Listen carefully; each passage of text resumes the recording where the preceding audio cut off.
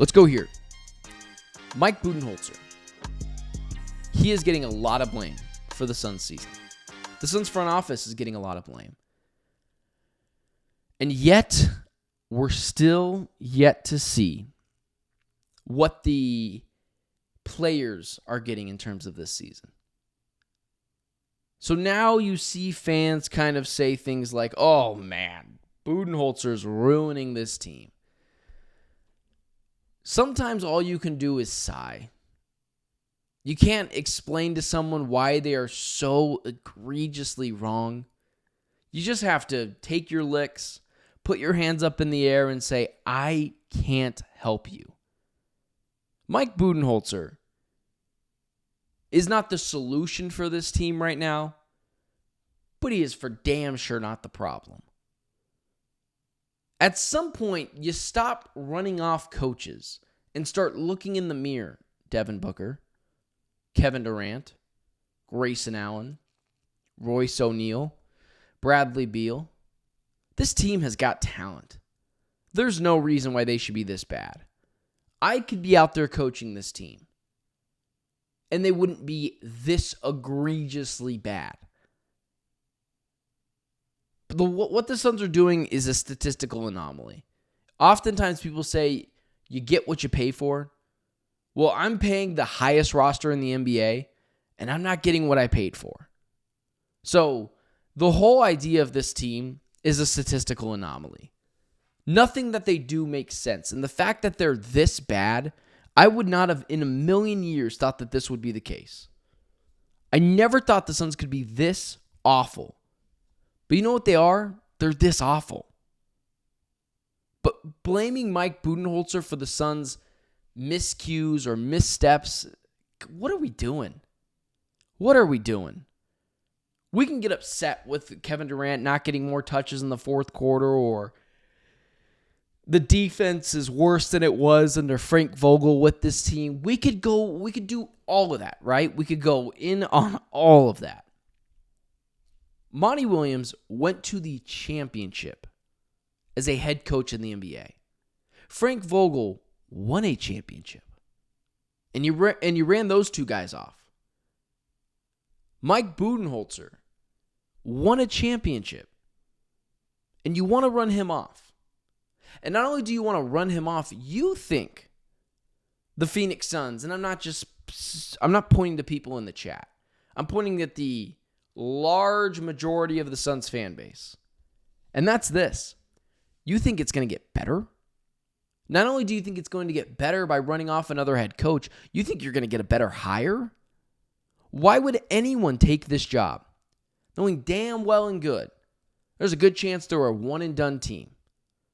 You could pay someone as much as you want, but when people have family, friends, kids that they're moving or leaving behind, not kids, but friends, people are uprooting their life for this job. And you think they're going to take it? The Phoenix Suns will not get a better head coaching hire than Mike Budenholzer. You're lucky you got him after running off Monty Williams and Frank Vogel in back-to-back years.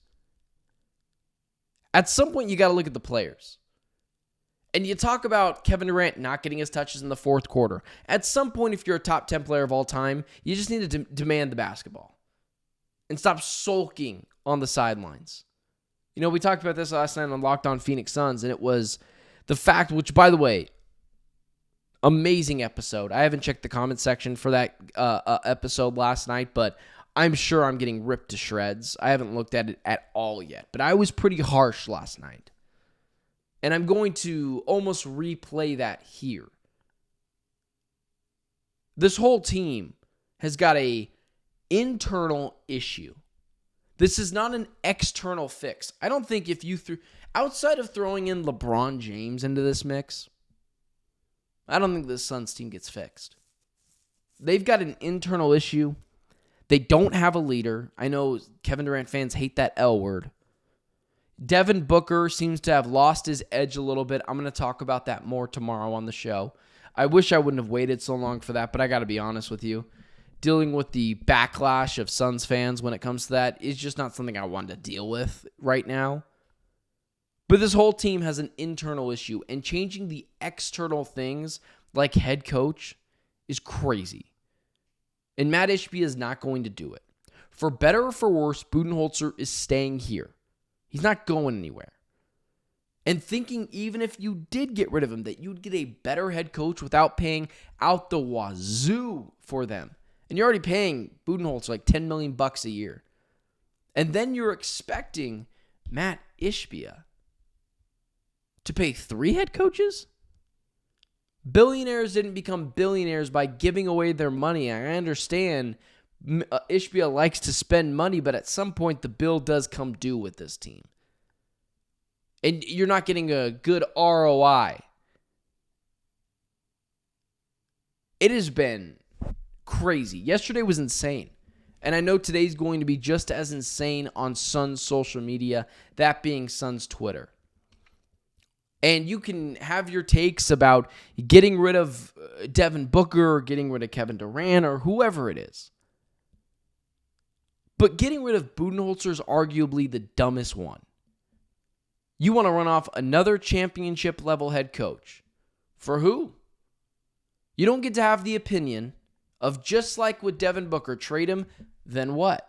Kyler Murray, get rid of him, then what? Mike Budenholzer, you want to get rid of Mike Budenholzer, and then what? What is your succession plan? Because a good succession plan isn't just getting him out the door. Someone has to coach this team.